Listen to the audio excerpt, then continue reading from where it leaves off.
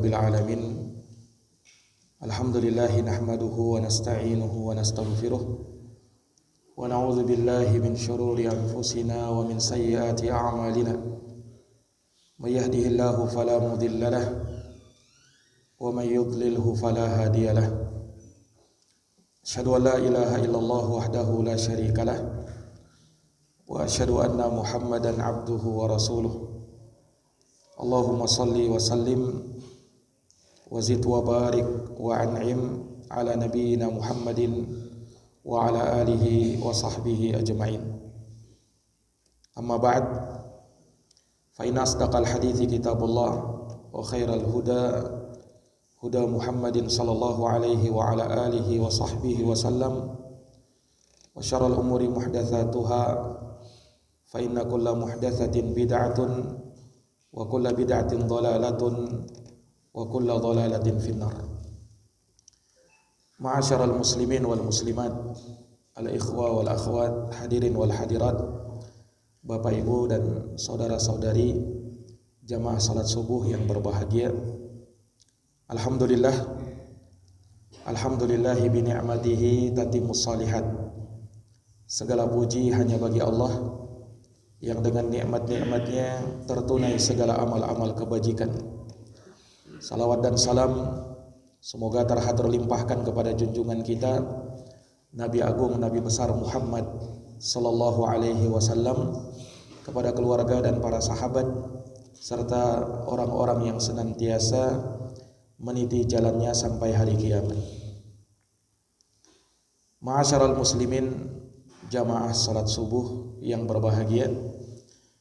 Pada subuh hari yang berbahagia ini, dengan taufik dari Allah Subhanahu wa taala, kita dapat berkumpul di rumah Allah Subhanahu wa taala ini untuk kita menjalankan ibadah subuh berjamaah.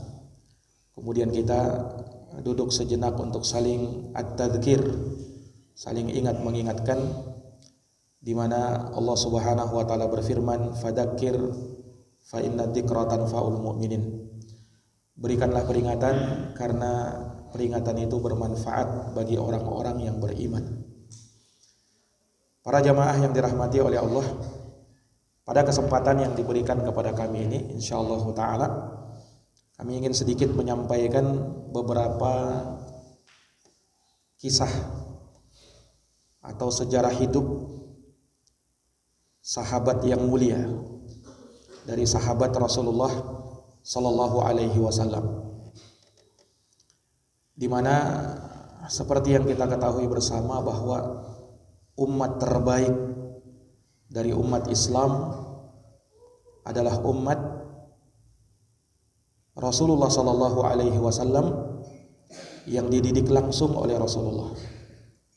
Merekalah para sahabat Nabi, orang-orang yang dipuji di dalam Al-Quran, bahkan dinyatakan akan keridhaan Allah Subhanahu wa taala untuk mereka.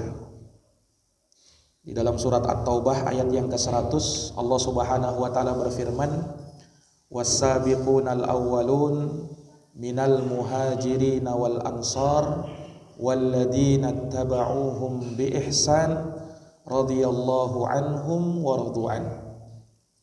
Orang-orang terdahulu lagi pertama masuk Islam dari kalangan sahabat muhajirin dan sahabat ansar. Walladzina ittaba'uuhum bi ihsan, dan orang-orang yang mengikuti mereka dengan cara yang terbaik. Maka keutamaan untuk mereka, radhiyallahu anhum wa radu'an. Allah ridha kepada mereka dan mereka pun ridha kepada Allah.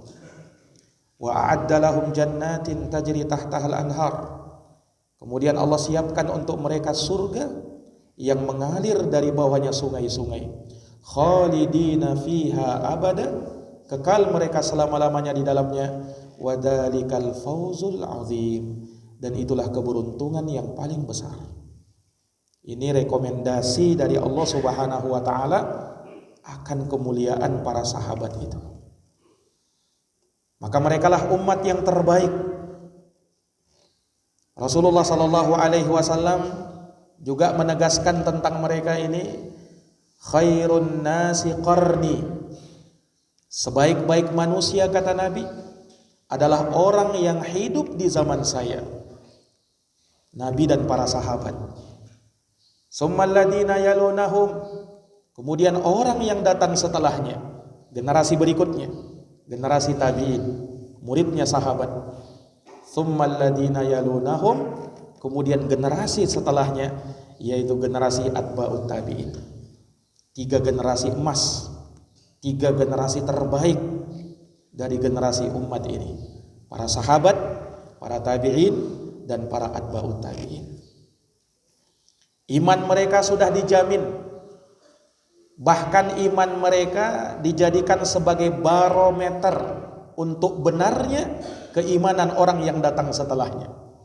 Dalam surat Al-Baqarah, Allah Subhanahu wa taala berfirman, "Fa in amanu bimithli ma amantum bihi faqad ihtadaw."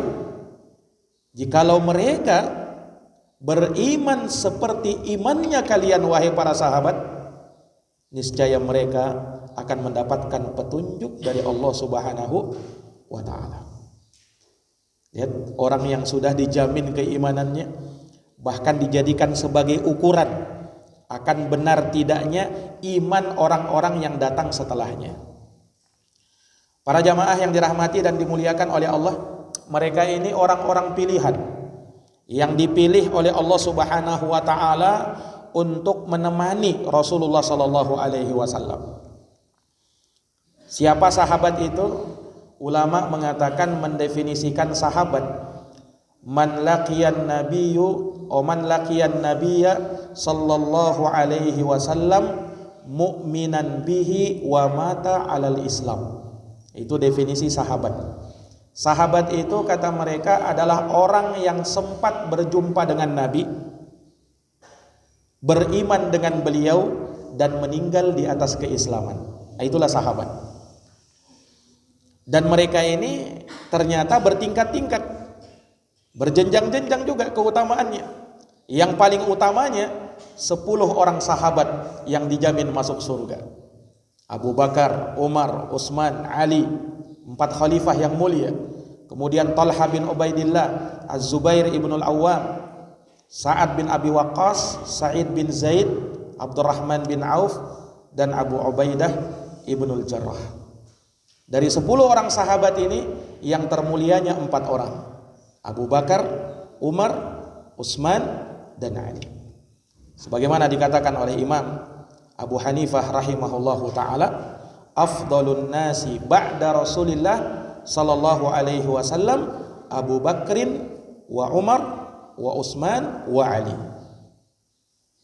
Manusia yang terbaik, manusia yang paling utama setelah Rasulullah adalah Abu Bakar, Umar, Utsman, dan Ali.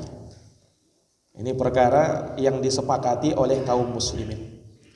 Para jamaah yang dirahmati dan dimuliakan oleh Allah, pada subuh hari ini sedikit kami ingin menceritakan tentang sejarah perjalanan hidup sahabat Ali bin Abi Thalib radhiyallahu taala anhu wa ardhah. Sahabat Ali bin Abi Thalib ini, beliau radhiyallahu anhu selain sahabat Nabi, beliau juga sekaligus menantunya Nabi karena menikah dengan putri beliau yang bernama Fatimah, dan juga anak pamannya Nabi, berarti sepupunya Nabi sallallahu alaihi wasallam. Beliau terlahir sebenarnya namanya bukan Ali. Nama yang pertama diberikan kepada beliau oleh ibu beliau sendiri namanya Asad. Itu nama Ali pertama kali.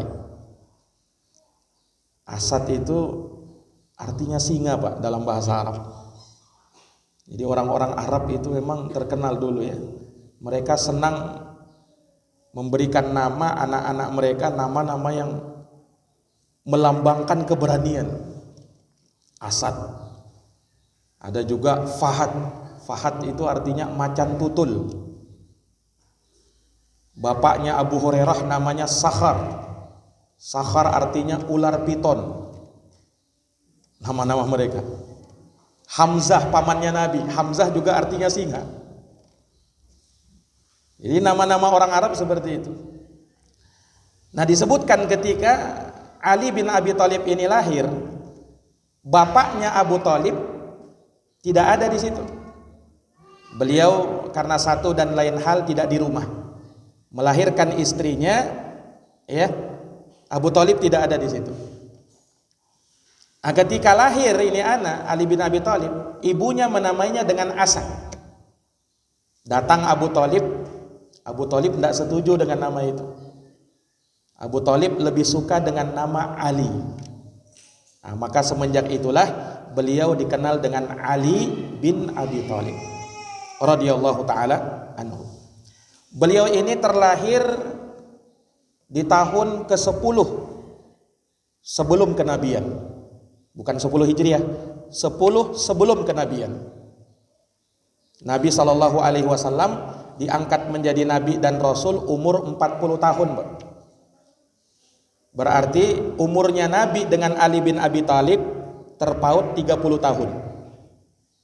Beliau lahir pada tahun 10 setelah kenabian, dan Nabi tatkala itu berumur 40 tahun. Nah, ini para jamaah yang dirahmati dan dimuliakan oleh Allah. Sahabat Ali bin Abi Thalib radhiyallahu anhu menikah dengan putri Nabi sallallahu alaihi wasallam yang bernama Fatimah radhiyallahu anha, dan darinya lahir 2 cucu tercinta Nabi sallallahu alaihi wasallam yang bernama Al-Hasan dan Al-Husain. Inilah yang kata Nabi dalam sebuah hadis, innal hasana wal husaina sayyida syababi ahlil jannah. Sesungguhnya Hasan dan Husain adalah pimpinan pemuda penghuni surga. Cucunya Nabi sallallahu alaihi wasallam. Para jamaah yang dirahmati oleh Allah, Ali bin Abi Thalib punya kunyah. Kunyah itu artinya nama sapaan, nama panggilan. Kalau laki-laki diawali dengan Abu, kalau perempuan diawali dengan Ummu. Nah, berkunyah ini sunnah hukumnya. Imam An-Nawawi rahimahullahu ta'ala dalam kitabnya Raudhatut Thalibin menyebutkan bahwa disunnahkan seseorang itu berkunyah, baik yang sudah tua atau yang masih muda, baik yang sudah punya anak ataukah yang belum punya anak, baik laki-laki maupun perempuan. Itu kata Imam Nawawi rahimahullah. Makanya kita kenal para sahabat rata-rata semuanya berkunyah. Nabi pun berkunyah. Kunyahnya Nabi Abul Qasim. Beliau dikenal dengan itu, Abul Qasim. Abu Bakar sudah kunyah itu. Nama Abu Bakar Abdullah bin Utsman bin Abi Quhafah. Umar bin Khattab, kunyah beliau Abu Hafsin, karena beliau punya anak namanya Hafsah. Utsman di masa jahiliyah kunyah beliau Abu Amr. Setelah Islam beliau dipanggil dengan Abu Abdillah. Ali bin Abi Thalib, ini yang jadi pembahasan kita. Kunyah beliau siapa? Karena beliau punya anak Hasan dan Husain, anak tertuanya yang bernama Hasan, maka beliau dikenal dengan Abul Hasan.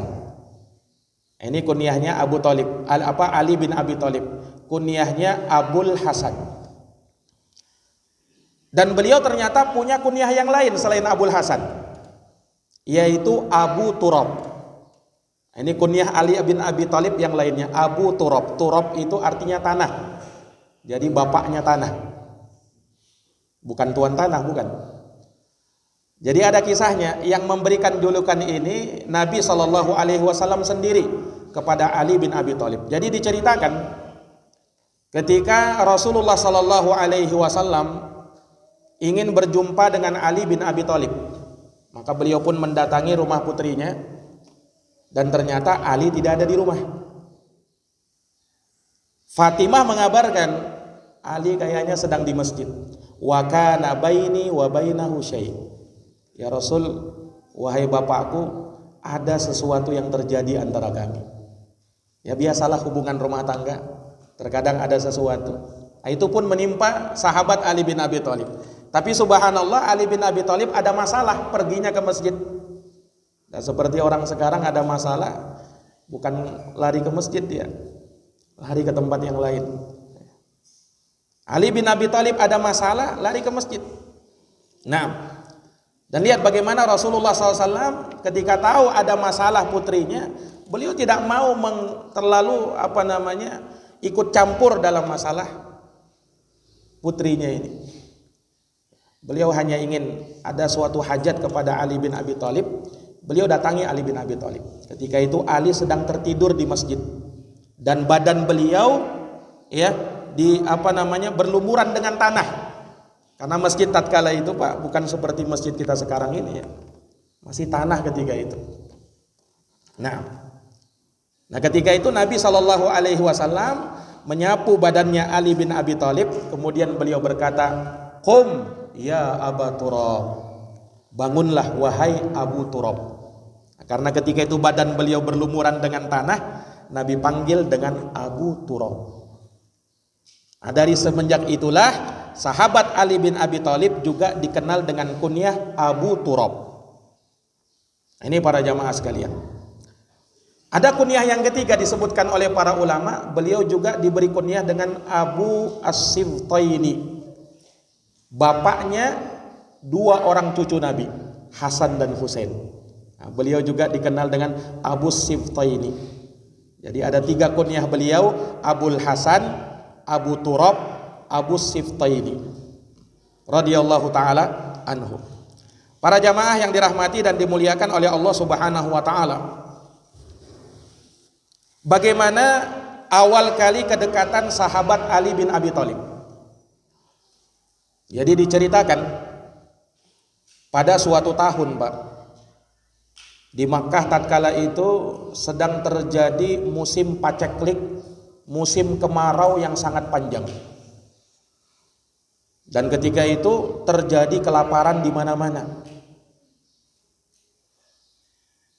Banyak hewan-hewan yang mati, banyak tumbuh-tumbuhan, tanaman-tanaman yang mati karena musim kemarau tatkala itu sangat panjang. Akhirnya Banu Hashim, keluarganya Nabi SAW, mereka pun berkumpul, bermusyawarah, merundingkan tentang masalah yang sedang mereka hadapi ini. Dan mereka keluarga besar tatkala itu. Mereka ingin saling tolong menolong, saling bantu-membantu dalam kesulitan yang mereka hadapi. Dan ternyata orang yang paling terdampak dengan musim paceklik tatkala itu adalah keluarganya Abu Thalib. Nah, Abu Thalib ini memang betul beliau itu seorang pemuka Arab Quraisy tatkala itu. Tetapi Abu Thalib ini beliau sudah tua renta, ya. Kemudian anaknya banyak dan beliau juga terdampak dengan hal tersebut. Nah, akhirnya Banu Hashim pun memikirkan bagaimana kita bisa meringankan bebannya Abu Thalib ini, saudara kita. Maka akhirnya disepakati bahwa mereka cara membantunya, mereka ingin ambil sebagian anak-anaknya Abu Thalib. Maka ketika itu Al-Abbas bin Abdul Muttalib, ya, pamannya Nabi SAW ini, beliau ngancungkan tangan siap memelihara, ya, siap memelihara salah seorang anaknya Abi Thalib yang bernama Thalib. Jadi Abu Thalib punya banyak anak, salah satunya Thalib. Kemudian ada lagi, ya, Hamzah, pamannya Nabi juga ngancungin tangan lagi, bersedia memelihara anak Abu Thalib yang bernama Ja'far bin Abi Thalib. Dan Nabi kita Muhammad SAW ada di situ, dan beliau juga mengancungkan tangan siap memelihara Ali bin Abi Thalib. Dari sinilah kedekatan Nabi SAW dengan Ali bin Abi Thalib. Jadi kemanapun Nabi SAW pergi, maka di sana ada Ali bin Abi Thalib.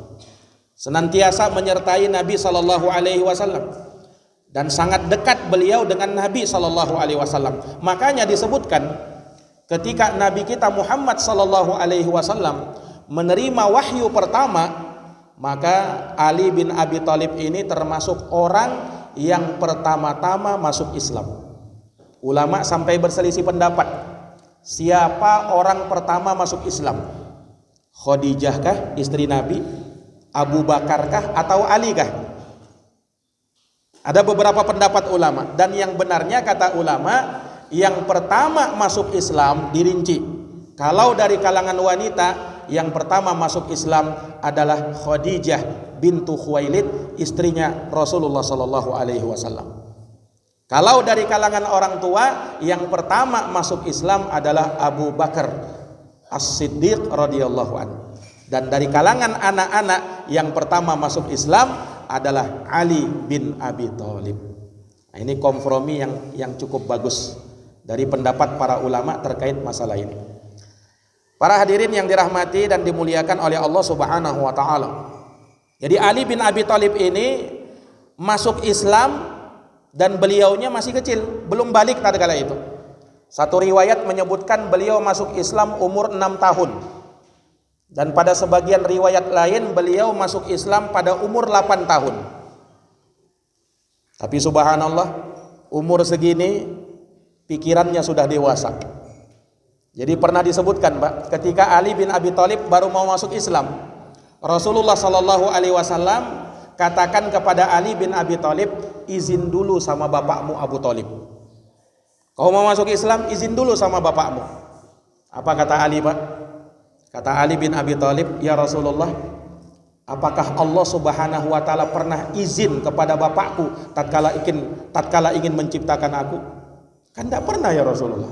Apalagi ini Islam, agama Islam, aku tidak perlu izin sama bapakku. Nanti setelahnya kau beritahukan. Nah, ini Ali bin Abi Thalib. Maka beliau pun masuk Islam dan sangat baik keislaman beliau. Iya. Dan beliau sangat antusias mempelajari agama Islam dan senantiasa menyertai Nabi sallallahu alaihi wasallam. Karena terlalu seringnya bersama Nabi, sampai-sampai dikatakan Ali bin Abi Thalib ini seperti fotokopiannya Nabi. Sangat mirip dengan Nabi. Dan beliau juga keluarganya Nabi juga, sepupunya Nabi sallallahu alaihi wasallam. Akhlaknya sangat mirip dengan Nabi. Budi pekertinya sangat mirip dengan Nabi sallallahu alaihi wasallam. Ini para jamaah yang dirahmati oleh Allah. Bagaimana kisah beliau berjodoh dengan Fatimah radhiyallahu anha?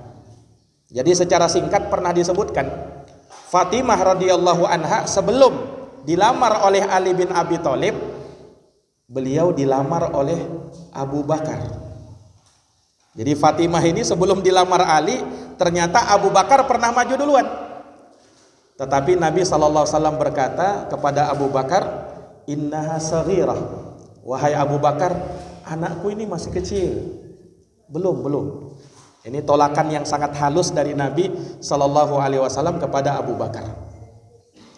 Nah, disebutkan dalam riwayat, ada seseorang yang memberitahu kepada Ali bin Abi Thalib, wahai Ali, ada orang yang lamar Fatimah, tapi ditolak halus oleh Nabi SAW. Ya terus, kau maju wahai Ali, siapa tahu kau diterima oleh Nabi SAW. Maka Ali bin Abi Thalib ketika itu merasa malu. Beliau berkata, ya saya ini orang miskin, bahkan saya dirawat sama Nabi SAW. Apa yang saya bisa berikan kepada Fatimah? Apa yang saya bisa berikan kepada Fatimah? Tapi beliau terus dikompori oleh kawan-kawannya. Akhirnya Ali bin Abi Thalib maju kepada Nabi SAW. Ketika datang kepada Nabi, Ali bin Abi Thalib tidak berani bicara karena sungkan kepada Nabi. Sampai Nabi berkata, ya Ali, alaka hajah? Wahai Ali, kamu ada keperluan apa datang ke sini? Ali tidak bisa ngomong, Pak, ketika itu. Diam beliau. Ditanya lagi oleh Nabi, ya Ali, alaka hajah? Wahai Ali, kau perlu apa sama saya? Sampai 3 kali ditanya oleh Nabi. Ali bin Abi Thalib diam 1000 bahasa, tidak berani beliau ngomong. Padahal tadi sudah beliau siapkan apa yang harus beliau ngomongkan ini. Malu sama Nabi. Maka Nabi sendiri yang mengungkap. Kata Nabi SAW, la'allaka takhtubu Fatimah. Wahai Ali, jangan-jangan kamu ini mau melamar putri saya ya, Fatimah. Nah, langsung ditembak seperti itu oleh Nabi. Ali berkata, betul ya Rasulullah. Dan subhanallah, ternyata Nabi langsung terima lamarannya Ali bin Abi Thalib. Kata Nabi SAW, kalau begitu wahai Ali, kau cari maharmu. Maharmu apa? Yang namanya menikah harus ada mahar. Maharmu apa? Ali bin Abi Thalib berpikir, apa kira-kira mahar saya ini? Saya tidak punya apa-apa ya Rasul. Nabi ingatkan, dir'ul khatamiyah. Nah itu baju besimu, itu juga bisa jadi mahar itu. Baju besi perangmu itu jadikan mahar. Siap ya Rasulullah. Maka semenjak itu Ali bin Abi Thalib menikah dengan putri beliau sallallahu alaihi wasallam yang bernama Fatimah radhiyallahu anha, dan dari sanalah terlahir cucunya Nabi SAW, Al Hasan dan Al Husain, dan dari keduanya terlahir keturunannya Rasulullah sampai pada saat ini. Nah, ini yang dikenal di negeri kita dengan para habaib. Para hadirin yang dirahmati dan dimuliakan oleh Allah Subhanahu wa taala. Kemudian sahabat Ali bin Abi Thalib ini juga beliau dikenal sebagai seorang yang pemberani. Dan memang semenjak kecilnya dididik menjadi orang yang pemberani. Sampai pernah dalam suatu riwayat, sahabat Ali bin Abi Thalib pernah ditugaskan oleh Nabi SAW tugas yang sangat berat. Ketika Nabi mau berhijrah ke Madinah, Pak, ya, maka Nabi SAW itu rumah beliau sudah dikepung oleh orang-orang kafir Quraisy. Karena sudah tahu bahwa Nabi mau hijrah, sahabat sudah duluan hijrah.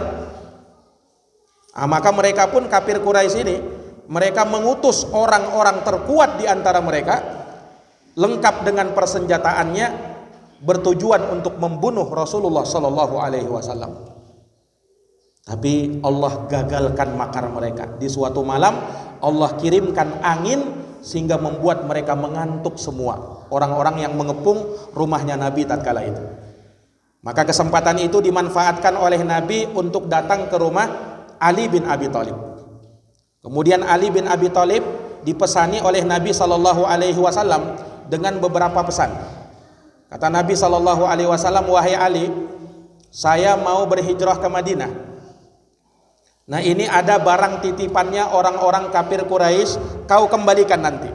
Ini amanah yang telah dititipkan kepadaku dari orang-orang kafir Quraisy. Nah ini Pak, lucunya orang-orang kafir Quraisy memusuhi Nabi, tetapi kalau barang titipan masih nitip sama Nabi. Karena mereka tahu Nabi ini orang yang amin beliau, orang yang sangat terpercaya. Mereka benci Nabi, tapi kalau barang titipan titipnya sama Nabi. Dan Nabi SAW tetap amanah. Sehingga ketika beliau hijrah datang kepada Ali, kemudian beliau sebutkan, wahai Ali, ini barang titipan orang kafir Quraisy, ini miliknya si fulan, ini miliknya si Alan, ini miliknya si fulana. Disebutkan, kembalikan nanti kepada mereka setelah aku hijrah nanti. Amanah Nabi SAW yang pertama. Kemudian yang kedua, Ali bin Abi Thalib ditugaskan oleh Nabi untuk tidur di kasurnya Nabi, ya, disertai dengan selimut yang pernah beliau pakai tatkala beliau pertama menerima wahyu Allah Subhanahu wa taala. Dalam surat Al-Muzammil, zammiluni zammiluni. Tatkala Nabi pertama menerima wahyu apa? Beliau kan gemetar, kedinginan. Wahai Khadijah istriku, selimuti aku, selimuti aku. Selimut itulah yang dipakai oleh Ali bin Abi Thalib tidur di kasurnya Nabi. Ini dalam rangka mengelabui orang-orang Arab kafir Quraisy yang ketika itu mau membunuh Nabi. Maka mereka masuk ke dalam rumah Nabi SAW dan ternyata Nabi sudah hijrah. Mereka ingin tusuk Nabi SAW, dikiranya Nabi ini. Pas dibuka, Ali bin Abi Thalib. Subhanallah.